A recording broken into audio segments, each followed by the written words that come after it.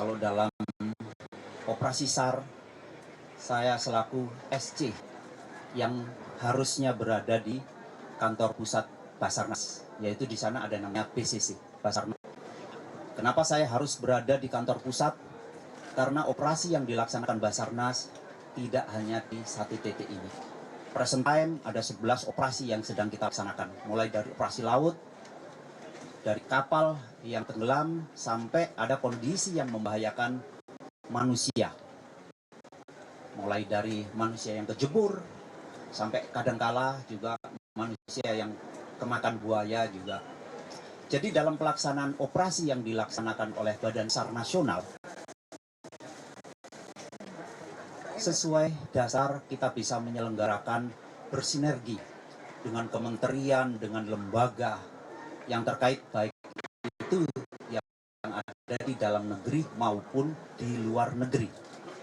Begitu juga pada saat-saat tertentu kita bisa melaksanakan operasi sama dengan potensi SAR yang ada.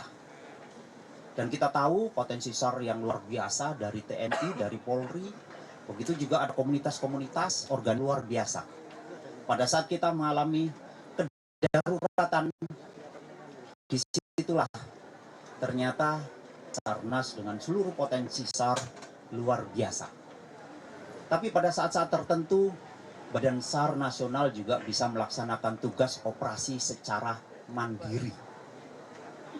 Kemudian terkait dengan kita sama-sama tahu kejadian yang terjadi pada tanggal 29 September bertepatan dengan waktunya sholat, kita sama-sama mendengar bahwa terjadi kedaruratan, yaitu adanya bangunan yang runtuh di pondok pesantren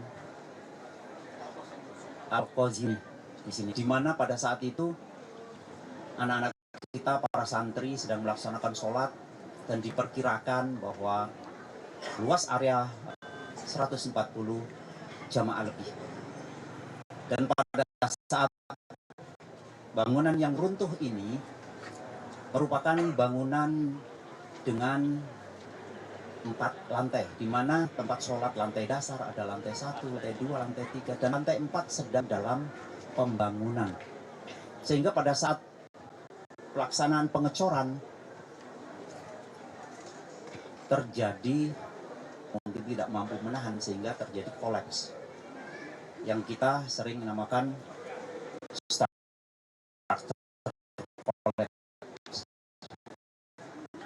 Dan pada saat antara lantai 1, lantai 4 ini menyatu, sehingga kita bisa mendeklar waktu itu bahwa tipe reruntuhan sebenarnya pancake collapse. Sehingga yang saya sampaikan tadi, kira-kira dalam kurun waktu 25 menit pada saat Badan SAR Nasional mendapatkan informasi, kita di Badan SAR Nasional sana itu memiliki berbagai macam aplikasi. Mulai dari aplikasi yang terhubung langsung dengan International Search and Rescue, terhubung langsung dengan BNPB, BMKG, kita juga kejadian kedaruratan, kita langsung di sana aplikasi itu membantu untuk melaksanakan bagaimana pola operasi yang kita laksanakan terhadap kondisi yang terjadi. Pada saat itu dari hasil assessment, makanya di sini langsung kita declare bahwa operasi akan kita gunakan mulai dari area A1 yang juga saya sampaikan ke rekan-rekan media, laksanakan ini tidak hanya sekedar begitu ada kejadian terus kita ingin cepat-cepat langsung berebut untuk menyelamatkan. Alhamdulillah pada hari pertama pas kejadian bahwa 91 personil mampu terselamatkan secara mandiri. Itu yang sama-sama kita, walaupun kita sangat sedih, kita bersyukur bahwa 91 personil bisa terselamatkan secara mandiri. Begitu Badan SAR nasional beserta seluruh potensi SAR yang ada pada saat bergabung di sini, kita laksanakan asesmen terhadap kondisi reruntuhan.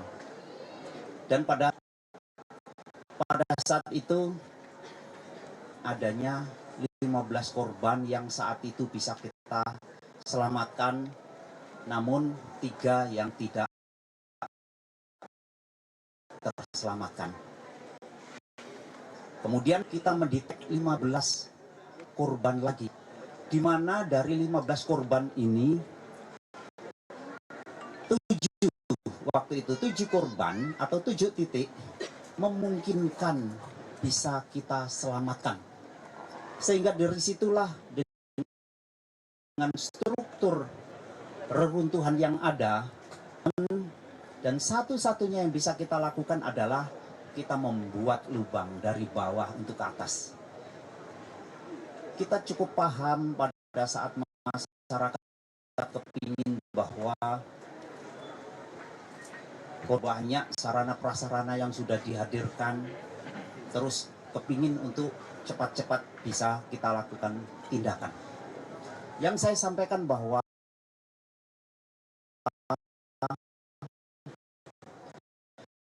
pada saat kita melaksanakan operasi di center, ini sebenarnya aplikasi ini terhubung langsung dengan yang saya bilang tadi.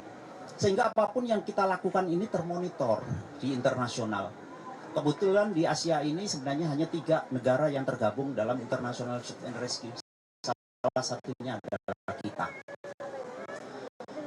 Tentunya pada saat kita melihat kondisi yang terjadi seperti itu, langkah-langkah atau tindakan-tindakan mengacu dari INSARAG guidelines. Jadi kita tidak mungkin melakukan tindakan tanpa mengikuti aturan yang ada. Teori keselamatan bahwa kalau misalkan ada emergensi ambulan lewat, walaupun di situ ada presiden, tentunya ambulan yang mengalami emergensi itu yang mendapatkan prioritas utama. Nah, kita bisa menyelamatkan yang 7 korban ini. Tapi pada saat kita evakuasi, ternyata kita menyelamatkan 6, 5, 2 meninggal. Iya. Dan kita sama-sama monitor. Bahkan ada salah satu santri korban kita mungkin dalam kondisi yang seperti itu. Pada saat kita mampu membuat akses, kita bisa membuktikan bahwa dalam kondisi mimpi, dikasih minum, dikasih makanan, kita melakukan tindakan yang kita laksanakan.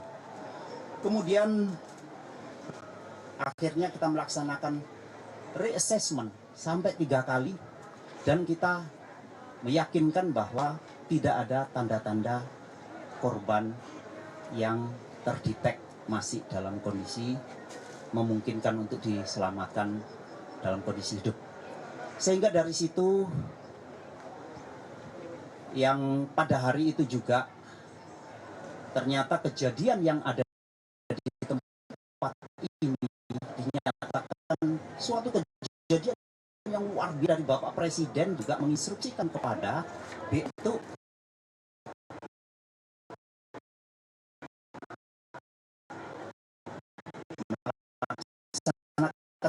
tindakan bahwa kejadian di sini adalah nasional. Tapi yang ingin saya sampaikan kepada teman-teman media bahwa dalam BNP dan juga Basarnas juga undang-undang. Sehingga disitulah ada irisannya. Andai saja BNPB tidak hadir, bahwa operasi dari pertama kali kejadian sampai selesai operasi, seluruh unsur SAR pasti di bawah kendali Badan SAR Nasional. Tapi karena begitu BNPB hadir, unsur-unsur SAR yang terlibat, di mana di situ ada unsur rescue, di situ ada unsur pengamanan, unsur logistik, ada unsur psikologi, medis, DVI, sampai nanti rehabilitasi. Tentunya disitulah ada tugas-tugas yang dilaksanakan sesuai tanggung jawab masing-masing. Di luar itu masih ada Menteri Sosial hadir di sini memberikan statement, Bapak Menteri PU, begitu juga beberapa pejabat tinggi negara yang lain. Ini adalah semuanya adalah wujud hadir di tempat ini. Kemudian sampai akhirnya pada saat kita seizin keluarga, kita melaksanakan operasi dengan menggunakan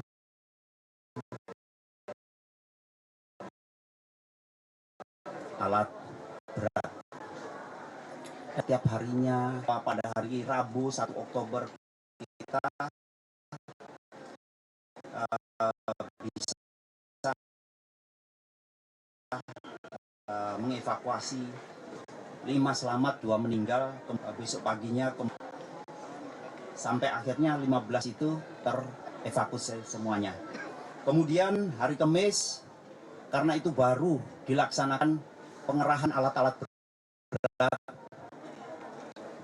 Siang hari digunakan alat berat. Yang saya sampaikan waktu itu bahwa alat berat yang kita gunakan adalah alat berat terpilih. Kendala yang kita hadapi, teman-teman di media tahu bahwa yang pertama, akses kita untuk masuk terbatas. Sehingga tidak semua alat berat bisa masuk. Walaupun alat berat yang disiapkan, kemudian baik itu pemerintah daerah provinsi maupun yang ada di kabupaten luar biasa. Dari teman-teman misalkan Angkatan Darat aja keren aja datang ke sini misalkan seperti itu. Tapi yang kita lihat adalah akses sangat terbatas. Kemudian kita tidak mungkin melakukan tindakan gegabah. Tindakan yang kita lakukan tetap penuh dengan kehati-hatian. Yang kita gunakan alat berat terpilih. Kenapa terpilih? Waktu itu sudah dideklar, kita juga didampingi oleh tenaga ahli, Profesor Muji dari ITS untuk ikut membantu juga untuk meyakinkan kepada teman-teman media dan juga masyarakat bahwa struktur bangunan yang runtuh ternyata masih terkoneksi, masih eksis terhadap bangunan-bangunan di sebelahnya. Sehingga yang kita lakukan untuk menjaga bahwa korban bisa kita evakuasi dalam kondisi utuh dan juga tidak berdampak terhadap bangunan sekitar, akhirnya kita laksanakan cut and pick up. Jadi kita potong dengan kemampuan kren yang kita miliki. Kita berhenti sebentar.